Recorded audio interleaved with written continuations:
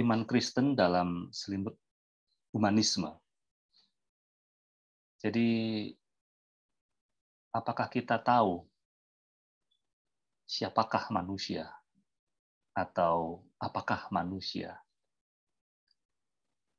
Kalau mau sembrono menjawab, bisa saja kita langsung mengatakan tahu. Tetapi bagaimana jika kita mau merenung lebih dalam tentang apakah manusia? Dan tema kita pada siang hari ini berkaitan erat dengan pertanyaan ini. Humanisme. Tentu kita tahu kata humanisme terdiri dari dua kata ya, human, manusia, dan isme atau pemikiran atau paham. Sehingga sederhana kita bisa memahami bahwa humanisme adalah pemikiran tentang manusia. Nah, kembali ke pertanyaan, siapakah manusia? Manusia ini begitu unik, sampai-sampai banyak sekali filsuf ya selama ribuan tahun bertanya dan merenungkan, berdiskusi tentang siapakah manusia. Manusia begitu unik. Dari semua makhluk hidup, kita sama-sama tahu bahwa manusia memiliki keunggulan, keunikan dari makhluk hidup yang lain. Salah satu yang paling sederhana adalah otak manusia ini paling sempurna. Ya. Otak manusia bukan yang paling besar di antara makhluk hidup. Bahkan kalau dibandingkan dengan otak dari paus sperma, kita punya otak itu lebih kecil dari jenis mamalia ini. Bukan juga karena besar proporsi otak kita yang hanya 2,5% dari massa tubuh kita. Ya, ini kalah besar dari burung yang punya 8% ya dari massa tubuhnya. Manusia hanya sekitar 2,5%. Dan kelebihan otak manusia bukan cuma terletak pada ukurannya yang tidak lebih berat dari 1,3 kilo ya, melainkan pada perkembangannya yang sangat sempurna. Oleh karena itu kita manusia bisa berpikir, bahkan membangun peradaban yang tidak dimiliki oleh binatang. Dari yang mungkin kita sering tidak sadari, untuk menciptakan api, itu hanya manusia yang bisa melakukannya. Membuat berbagai metode untuk mengeluarkan api. Yang unik lagi, manusia juga melewati masa kecil lebih lama dibandingkan dengan binatang atau hewan. Manusia itu mulai dari kandungan 9 bulan, lalu lahir, dari bayi sampai proses bisa menjadi seorang anak kecil yang bisa berjalan, berbicara dengan sempurna. Ya, saya berbicara secara umum ya. Itu membutuhkan waktu yang lebih lama. Bahkan manusia itu bisa berjalan tegak. Ini makhluk hidup yang unik ya. Dan kita sedang membicarakan tentang manusia secara umum pada siang hari ini. Humanisme. Siang hari ini, humanisme bisa kita pahami bahwa ini adalah suatu pemikiran tentang manusia sebagai pusat. KBBI atau Kamus Besar Bahasa Indonesia mengatakan bahwa humanisme adalah aliran yang bertujuan menghidupkan rasa perikemanusiaan dan mencita-citakan pergaulan hidup yang lebih baik. Atau humanisme dianggap sebagai paham yang menganggap manusia sebagai objek studi terpenting. Termasuk humanisme adalah satu aliran dalam zaman Renaissance, ya, zaman bangkitnya kembali sastra klasik di dalam abad pertengahan. Dan humanisme ini adalah satu istilah yang lahir dalam bidang filsafat, bukan teologi. Jadi saya mau pelan-pelan, meskipun waktu kita terbatas, untuk mengajak kita membahas tentang tema ini. Istilah humanisme ini dekat dengan istilah humanitarian, kalau teman-teman dengar ya. Suatu aksi atau gerakan kemanusiaan yang berupaya memperbaiki keadaan sosial. Humanitarian. juga dekat dengan istilah humaniora atau studi-studi tentang manusia. Humanisme ini muncul tidak begitu saja, tetapi ada sejarahnya. Adalah Giovanni Boccaccio, ya, seorang penulis Italia, seorang yang terkenal pada abad ke-14. Dia adalah seorang sastrawan Italia yang dianggap mendorong terjadinya Renaissance. Dan pada waktu itu Italia sedang dilanda oleh pandemi, ya. Mungkin seperti saat kita sekarang ini sedang dilanda pandemi COVID. Nah, pada waktu itu di abad 14 Italia juga sedang mengalami pandemi yang dimunculkan dari tikus-tikus gitu ya, dari perdagangan antar negara, dan akhirnya menimbulkan satu wabah yang begitu mematikan. Dan di masa wabah seperti inilah Giovanni Boccaccio menulis karya-karyanya, dan Boccaccio dianggap sebagai orang yang mendorong terjadinya humanisme, yaitu orang-orang diajak untuk kembali memikirkan mengenai manusia, sehingga manusia bisa dianggap sebagai satu tolak ukur, sebagai pusat dari kehidupan ini. Nah, tema kita kan iman Kristen dalam selimut humanisme. Nah, di dalam iman Kristen kita tahu bahwa pertanyaan mengenai manusia sudah dijawab di dalam Kejadian 1 ayat 26-27, bahwa manusia adalah citra Allah, diciptakan menurut rupa dan gambar Allah. Tetapi di dalam Mazmur, sang pemazmur juga bertanya kepada Tuhan. Di dalam Mazmur 8 ayat 4-5, pemazmur mengatakan, "Jika aku melihat langitmu, buatan jarimu, bulan dan bintang-bintang yang kau tempatkan, apakah manusia sehingga engkau mengingatnya? Apakah anak manusia sehingga engkau mengindahkannya?" Ini pertanyaan mengenai manusia, siapakah dia sehingga Tuhan mengingatnya? Siapakah manusia sehingga Tuhan itu mengindahkan kita, memperhatikan kita, atau Tuhan mengasihi kita? Kalau kita melihat National Geographic, atau kita membaca buku astronomi, atau kita melihat ya bagaimana susunan tata surya ini begitu megah, begitu luas, dan bahkan bukan hanya ada satu tata surya yang kita tahu, ada banyak sekali tata surya. Dan bumi itu mungkin seperti setitik kecil debu di belantara alam raya yang tidak terbatas ini. Dan manusia ada di dalam bumi.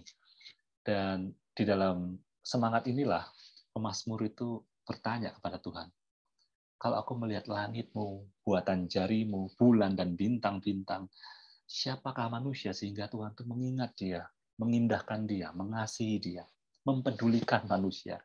Karena manusia dibandingkan dengan alam semesta ini kan, secara ukuran manusia ini tidak ada apa-apanya. Kita begitu kecil. Kita mungkin seperti butiran debu di antara benda-benda langit. Jadi pertanyaan ini begitu penting ya, mengenai siapakah manusia. Teman-teman di sini yang suka membaca, boleh nanti membaca tentang filsafat manusia, bahkan apa yang kitab suci katakan tentang manusia secara lebih mendalam, bisa melihat dari dalam filsafat manusia atau di dalam antropologi Kristen untuk memperkaya keimanan kita, untuk memperkaya wawasan kita mengenai siapa ini manusia. Karena di dalam waktu yang singkat seperti saat ini tidak mungkin kita bisa mempercakapkan secara mendetail ya. Yang jelas di dalam teologi Kristen, saya melihatnya bahwa humanisme bisa dimaknai secara positif maupun negatif. Humanisme dimaknai secara positif menurut saya salah satunya adalah humanisme yang teistik ya, humanisme yang mengaitkan manusia di hadapan Tuhan dan berkaitan erat dengan Tuhan. Sehingga manusia tidak bisa dilepaskan keberadaannya, kehidupannya dari Tuhan. Sementara humanisme secara negatif, itu mungkin bisa kita nilai dari humanisme yang mengesampingkan Tuhan dari bahasan mengenai manusia, tetapi mengutamakan kehendak atau kemauan manusia itu sendiri. Atau bisa dibilang sebagai humanisme yang ateistik. Sekali lagi ini adalah satu pandangan secara teologi Kristiani yang saya lihat. Jadi mungkin teman-teman bisa tidak sependapat atau mengusulkan satu pendapat yang lain, boleh. Tapi bagi saya humanisme yang positif adalah humanisme yang tidak bisa melepaskan atau memisahkan antara manusia dalam kaitannya dengan Tuhan. Sementara humanisme yang negatif adalah humanisme yang menjauhkan atau tidak melibatkan Tuhan di dalam bahasan mengenai manusia, sehingga melupakan akar atau fitrah manusia sesungguhnya. Dan humanisme yang seperti ini akan melahirkan ateisme, lalu relativisme moral, hedonisme yang mencakup itu konsumerisme, materialisme, dan flexing termasuk individualisme. Nah, iman Kristen di dalam selimut humanisme yang kita bicarakan pada siang hari ini adalah humanisme dalam pandangan yang negatif, yaitu humanisme yang pertama melahirkan ateisme, di mana di dalam pandangan ini Tuhan dipisahkan atau Tuhan dikesampingkan dari bahasan mengenai manusia.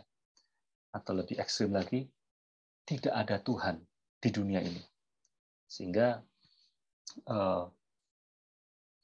pernah di satu negara gitu ya, saya pernah studi di sana, di negara itu ada bis gitu ya, yang di dalam di bis itu ada satu tulisan gitu ya, there is no God gitu.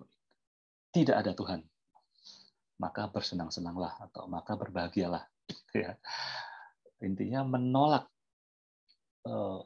pribadi Tuhan atau menolak konsep akan adanya Tuhan di dalam pembicaraan mengenai kehidupan manusia. Tuhan tidak ada. Lalu humanisme yang negatif semacam ini juga melahirkan satu relativisme moral, yaitu segala sesuatu dinilai secara relatif. Kalau bagi saya ini baik, tindakan ini baik, moral ini atau tindakan ini sesuatu yang tidak salah, ya itu tidak salah, ini baik. Kalau bagi kamu itu salah, itu tidak baik, ya itu menjadi salah dan itu menjadi tidak baik. Sehingga tidak ada satu pijakan yang firm, satu pijakan yang kokoh mengenai moral atau mengenai etika, tatanan hidup yang elok, yang baik di antara sesama manusia. Semuanya dinilai secara relatif. Katakanlah di dalam satu tindakan, let's say, buat saya katakan ya, bukan saya beneran maksudnya, bagiku mencuri itu baik. Kalau bagimu tidak baik, ya bagimu tidak baik, tapi bagiku itu baik dan aku akan tetap melakukan. Nah, kita bisa mendaftarkan lebih banyak lagi contoh mengenai hal-hal yang selama ini kita anggap itu adalah sesuatu yang tidak baik.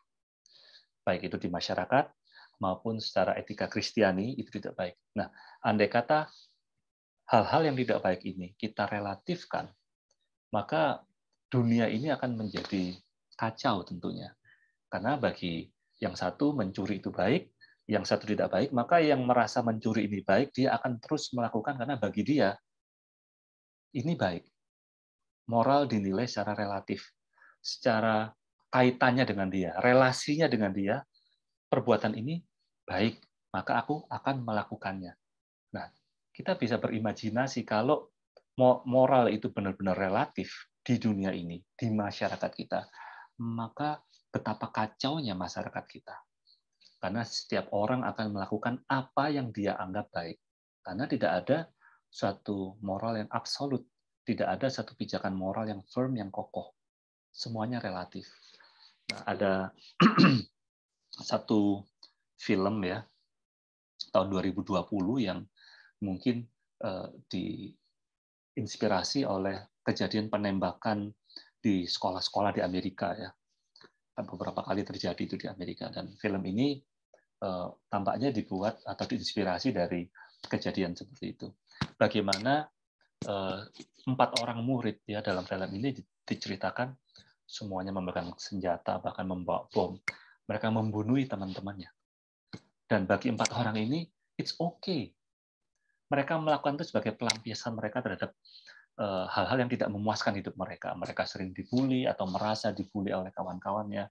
Jadi ada satu ketidakpuasan dalam hidup mereka, dan mereka ingin melampiaskan kekesalan mereka itu dengan cara apa? Ingin meledakkan sekolah mereka, bahkan membunuh kawan-kawan mereka sendiri, bahkan orang-orang yang tidak mereka kenal, guru-guru mereka.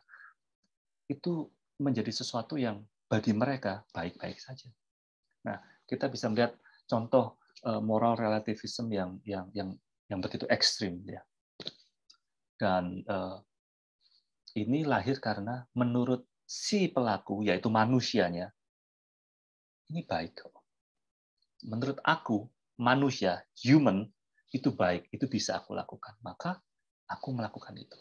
Dan ini adalah humanisme yang diaplikasikan atau dipikirkan secara negatif ya kawan-kawan. Humanisme yang negatif juga lahir atau melahirkan hedonisme, atau satu keinginan atau paham yang hanya ingin mencari kenikmatan belaka. Jadi di dalamnya juga akan melahirkan, menurut saya ya, konsumerisme. Selalu konsumtif orang itu. Bahkan lupa untuk menata kehidupannya dengan baik. Yang penting dia senang, dia merasa nikmat, sehingga dia terus-terusan melakukan apa yang dia anggap itu membuat dia nikmat. Dan bukankah dunia kita saat ini menunjukkan hal seperti itu ya? Kita kalau lihat di medsos itu banyak sekali satu tayangan atau konten-konten yang menunjukkan materialisme ya, konsumerisme, materialisme, termasuk flexing. Jadi hidupnya ini hanya difokuskan pada sesuatu yang materi, yang kelihatan, dan bahkan yang lebih parah lagi sampai melakukan flexing atau pamer. Dan di sini pamer bukan hanya pamer harta bendanya, tetapi juga pamer kebolehannya, keahliannya. Jadi semuanya ditunjukkan. Dan flexing ini begitu toksik ya, begitu meracuni. Bahkan flexing ini adalah satu cara yang dipakai oknum-oknum tertentu untuk menipu warganet, menipu penggemarnya, atau menipu orang-orang yang follow dia, sehingga masuk dalam investasi yang bodong gitu ya, seperti yang saya dengar beberapa waktu yang lalu. Orang ingin menunjukkan bahwa dia kaya, ingin menunjukkan bahwa dia itu hebat, gitu ya. Ya, ditunjukkanlah di medsos dia. Padahal dia sendiri tidak seperti itu, gitu ya. Bahkan rela untuk menyewa atau meminjam pesawat pribadi hanya untuk foto-foto, sekedar untuk menunjukkan kehidupan yang mewah. Padahal kehidupannya jauh dari itu semua. Dia orang yang biasa-biasa aja mungkin, tapi ingin menunjukkan bahwa hidupnya itu wah gitu ya, dengan tujuan-tujuan tertentu. Dan ini adalah suatu praktek yang kalau ditelusuri akarnya, dia lahir dari humanisme. Dan yang terakhir, humanisme secara negatif, dia menimbulkan individualisme. Orang yang tidak mau hidup untuk orang lain, orang yang tidak mau hidup berbaur, bahkan tidak mau hidup menolong atau mempedulikan orang lain. Dan ini individualisme. Tentu kita perlu menjaga jarak dengan orang, karena kita tidak selalu bisa bersama-sama atau harus bersama-sama dengan orang lain. Tetapi yang saya masukkan di sini adalah individualisme dalam pemikiran aku sendirian, aku nggak mau memperhatikan orang lain. Aku tidak mau mengasihi atau menunjukkan kepedulianku kepada orang lain. Bahkan aku tidak mau menolong orang lain. Nah, ini adalah suatu praktek yang sebenarnya kalau ditarik lagi ke akar, dia muncul dari humanisme. Tetapi humanisme yang lahir atau yang dipahami secara negatif, ya. Karena humanisme yang positif tentu saja itu akan melahirkan hal-hal yang positif juga, ya. Dan itu tidak bisa dikaitkan atau tidak bisa dilepaskan dan harus dikaitkan menurut saya dengan eksistensi Tuhan. Kenapa kita mengasihi orang lain? Karena Tuhan mengasihi kita terlebih dahulu. Dan inilah humanisme yang positif, yang mempedulikan orang lain, menghargai martabat orang lain, apapun sukunya, agamanya, rasnya, golongannya, kita menghargai orang lain. Dan ini humanisme yang secara positif. Tetapi humanisme yang negatif, yang menyelimuti masyarakat kita pada saat ini, termasuk orang-orang Kristen, termasuk kita, humanisme secara negatif inilah yang sebenarnya perlu kita waspadai. Eropa itu sudah tidak menjadi negara yang percaya kepada Tuhan lagi menurut banyak literatur yang saya baca. Profesor saya juga menulis satu buku yang bagus, ya, yang judulnya itu The Death of Western Christianity, kematian kekristenan di Barat, ya. Karena katakanlah di Inggris gitu orang sudah tidak mau lagi ke gereja, ya, dan padahal dulu Inggris adalah salah satu negara yang memiliki warna kekristenan yang begitu kuat, dan juga negara-negara Eropa yang lain. Gereja sudah ditinggalkan oleh umatnya, dan apakah penyebabnya? Profesor Patrick Sugdeo, ya, beliau itu menawarkan satu pengamatan yang mungkin bisa jadi perenungan kita, dan beliau itu mengatakan bahwa akar dari kematian kekristenan di Barat adalah humanisme. Humanisme yang saat ini kita percakapkan sebagai humanisme dalam pengertian negatif. Nah, ini yang perlu kita waspadai. Iman Kristen kita saat ini dalam selimut humanisme dalam pengertian yang negatif, ya. Lantas apa yang perlu kita lakukan? Saya menawarkan yang pertama, kita perlu sadar bahwa kita secara manusiawi, kita cenderung menjadi orang yang memiliki pemikiran atau konsep humanisme secara negatif. Cenderung, ya, tidak selalu dipraktekkan, tetapi cenderung mempraktikkan humanisme secara negatif. Kok bisa? Karena Alkitab dan juga secara historis menunjukkan bahwa manusia memang cenderung untuk melakukan hal yang jahat. Dan Kejadian 6 ayat 5 dengan tegas, ya, Musa itu menulis, dilihat Tuhan kecenderungan manusia itu hatinya kepada kejahatan. Mazmur 51, Roma 3 ayat 10 sampai 20. Dengan jelas sekali kitab suci menunjukkan bahwa manusia ini pada dasarnya nggak ada yang baik, pada dasarnya, karena dosa sudah begitu membuat manusia ini terikat sehingga kecenderungan kita itu selalu berbuat jahat. Ini yang perlu kita sadari, bahwa kita memiliki kecenderungan seperti itu. Lantas setelah kita sadar, apa yang kita perlu lakukan? Kita perlu kembali menaklukkan kecenderungan atau keinginan kita yang ingin berbuat jahat itu di bawah kuasa sabda Tuhan, di bawah kuasa salib Kristus. Ya, secara personal kita bisa, ya, menyadari gitu, merenungkan dalam satu hari saja kita itu lebih cenderung untuk berbuat yang sesuai dengan firman Tuhan atau justru yang bertentangan gitu. Secara sederhana katakanlah tentang berkata-kata gitu, ya. Kita kadang-kadang itu walaupun kita tidak berkata-kata yang kotor, tapi kita cenderung untuk mengeluarkan kata-kata yang sia-sia gitu, ya. Yang seharusnya kita tidak perlu memperkatakan, tetapi itu keluar gitu, ya, keluar.